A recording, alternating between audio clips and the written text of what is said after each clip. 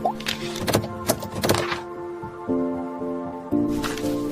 students, once again a very hearty welcome to the English world of Aradhya. Myself Rashmin sir, teaching English to the students of standard 9 to 12 in English medium. Okay students, if you remember in my previous videos we have already learnt a few half of the lesson, first lesson from supplementary reader. The title of the lesson is The Summer of the Beautiful White Horse, written by William Saroyan. Now we came across two characters over there, Aram and Murad. Both belong to the Geroglanian tribe, which is there in Armenia, some part of Armenia. Okay, and they are mainly known for their honesty, even when they were wealthy. It is said mentioned in the lesson only that they have been known for their honesty for 11 centuries, means for 1100 years. They were famous for their honesty even when they were wealthy, and now also when they are very poor. The people in the community don't know, their tribe don't know, even the elders don't know from where they get the money to manage 2 times food. That much poor they are. Okay. Now Aram had a strong desire to ride a horse, and his cousin Murad knew this. Murad is 13 years of age, Aram is 9 years of age, and the entire story is narrated by Aram. Aram says that when he was 9 years old, it means he goes into a flashback. Okay, there is a sense of nostalgia, and the entire story goes in the past. So Murad comes with a horse and he knocks at Aram's room's window and asks him to come out. So Aram is doubted about the horse because he knows that they are so poor that Murad cannot afford to buy a horse. It means he has stolen. But that is also not possible from his point of view, because their community is known for their honesty. So they will not do any such act. But then Murad does not answer him anything and just says that if you want a ride, you come out. And then Aram goes because he is very crazy for the ride. And after that they go for the first, both of them ride. Then they go for the individual ride. Murad rides the horse well, he has perfect control over the horse. But when Aram's turn comes, he falls down because he is sitting for the first time. Earlier he was ready. Okay, Murad said, I have a way with a horse, means I know how to control them. So Aram says, I also, but he says without having any experience. So when he sits on the horse, he is filled with all types of imaginable fears. And as a result, horse first of all does not move.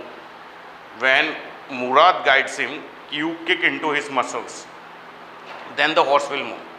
So when he kicked, the horse just stood on his hind legs, and because of that Aram fell down over there only, and then horse ran away. Now it became very critical because Murad had come with the horse early in the morning at dawn, at 4 o'clock, and before 6 o'clock they were supposed to hide the horse. Otherwise all their community people will be awake, so they would doubt, why did you steal the horse? So they want to hide the horse before that. Now horse has run away, so they take trouble to find out the horse first, and they find it out, but by that time it says that most of the people must have got up, so they cannot go back to their community. So they are supposed to hide the horse somewhere. So they choose the deserted granary, barn, word used over there for granary is barn, of the Kran Halabian, and they hide the horse over there. Okay, when they come back, then we are described their uncle Khusro. Okay, he is also one of the craziest person in their entire tribe. In every generation they say that they had such crazy people. And then few examples are given about Khusro. He was a very hefty man. Whatever is the matter, he would say only, pay no attention to it, it's no harm. When his son comes, when he was having his mustache trimmed at the barber shop, his son comes, Arak, and informs him, okay, Dad, our house is on fire. Then also he says, pay no attention to it, it's no harm. That barber makes it clear, then also he shouts and silences him with the same words. So that sort of person is Uncle Khusro. And this Murad also crazy, but Murad is crazy in a positive sense. He always does something constructive. while Khusro is crazy in a negative sense. Then again it is mentioned that Murad is not the son of Khusro. Murad's father is Zurab. Okay, so that's why it is mentioned that the father may be the person, may be the father of son's flesh, but cannot be the father of son's spirit. Okay, so from there we saw that they then hit the horse in that deserted barn of farmer Fetwajian. Okay, then there were some oats. We will continue from where we stopped. I went home and ate a heavy breakfast. That afternoon, my uncle Khusro came to our house for coffee and cigarettes. He sat in the parlor means sitting room, sipping and smoking and remembering the old country. So he was sipping coffee. Okay, and he was also smoking. And now he is talking about the old country, old times. Then another visitor arrived, a farmer named John Byro. So students, in this particular part, we will see the meeting between John Byro and Uncle Khusro. And later on, John Byro by mistake encounters Murad with a horse. And he doubts that it is his horse. But again, he knows that this community is famous for their honesty. So he just trusts. Even though he identifies that it is his horse only, then also it doesn't have his claim on the horse, because he has that impression that this community is famous for their honesty. So this boy must not have stolen my horse. But later on, Murad and Aram both go and silently they put the horse at John Byro's house. Again John Byro comes to inform that he has got his horse back. Okay, so that's where the story ends. I'll read out the remaining part. Now here the meeting of John Byro, the owner of the white horse, and Uncle Khusro will take place. From the meeting you can come to know that Uncle Khusro is completely a crazy man, chatak. He cannot understand the emotions or the loss of the other people.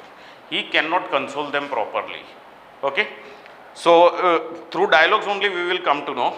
Then another visitor arrived, a farmer named John Byro, an Assyrian who out of loneliness had learned to speak Armenian.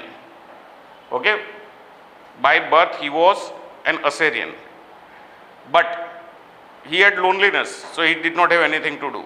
So at that time he used to learn Armenian language. My mother brought the only visitor coffee and tobacco, and he rolled a cigarette and sipped and smoked. And then at last, sighing sadly, he said, "My white horse, which was stolen last month, is still gone." So now he has to discuss, he has only this loss to discuss, loss of his horse. He makes it clear that it was stolen last month. So earlier Aram also had doubted that Murad must have been taking all these rides for many days, and that's why he is riding the horse so perfectly. Understood? Now here John Byro makes it clear that his horse was stolen 1 month ago and still it is lost. Okay. I cannot understand it. My uncle Khusro became very irritated and shouted, "It's no harm. What is the loss of a horse?" So see, here for those guys in that area, mountainous area type, where very less development is there, horse is the main means of going from places to places. Understood? And here Uncle Khusro, without understanding anything, says that it is no harm. Okay, when his house was on fire, that time also he said that it is no harm, pay no attention to it. And here he further says, what is the loss of a horse? Haven't we all lost the homeland? So that way we can say that, okay, losing the homeland is bigger loss compared to losing a horse. But here that horse was everything for John Byro. So I feel that Uncle Khusro should not speak that way. Understood? What is this crying over a horse? So he is comparing the loss of horse with the loss of homeland. That may be all right for you, a city dweller, to say, John Byro said, but what of my saray? What of my saray means my cart? Without horse, the cart is useless. Who will drag the cart? Horse only. That's why it is known as horse cart. Since horse is not there, cart also has no meaning. Understood? So he makes it clear over here. What good is a sare without a horse? Horse नहीं है तो cart का क्या काम है? Sare means a cart, बराबर? Okay. Pay no attention to it. My uncle Khusro rode. Earlier also it was mentioned that he was silencing everybody by roaring. So here also he says roars. चिल्ला के बोलता है. Pay no attention to it. अरे तुम्हारा loss नहीं हुआ है तो you will speak that way only, no? I walked 10 miles to get here, John Byro said. कि मैं इस जगह पे पहुंचने के लिए 10 माइल चल के आया हूँ. Students, 10 mile is equal to 16 kilometer. 5 miles is equal to 8 kilometers. So 10 miles is equal to 16 kilometers. He has walked for 16 kilometers. Okay. And what is the reply of Uncle Khusro? See, you have legs, my Uncle Khusro shouted. This is his answer. You have legs, तो तू चल के आया. But he cannot afford to talk this way, students. My left leg pains me, the farmer said. Farmer here, John Byro. Pay no attention to it, my Uncle Khusro rode. Again, he seems what heartless in his replies. That horse cost me $60, the farmer said. Ki I had purchased that horse for $60. I spit on money, my Uncle Khusro said. तो तुम्हारे पास है ही नहीं पैसे, इसलिए पैसे does not mean anything to you. Okay, you are poor for many years, for centuries. Okay, so for you guys money does not matter much, but those who have little, see students, here only the class system comes. Upper class people have plenty of money, so they don't worry. Poor class, you see lower class, they don't have hardly some money, so they don't bother. The botheration remains only with the middle class people, because they have some more money. In that they have to manage everything, they have to go for all the transactions, they have to go for, follow all the customs, okay, all the functions they have to just क्या है उसी पैसे में से करने हैं. So the middle class worry is the bigger worry. Here John Byro almost belongs to middle class, while Khusro belongs to the poor class. So Khusro doesn't worry about money, he doesn't have only. Then he got up and stalked out of the house, slamming the screen door. Understood? So Khusro only got up from here after saying that. My mother explained, he has a gentle heart, she said. It is simply that he is homesick and such a large man.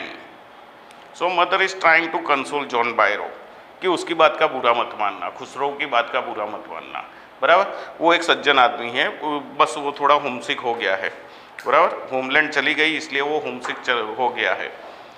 So and such a large man, homeland चली गई इसलिए वो upset हो गया है. And he is such a large man, so people feel bad when he says something. Okay.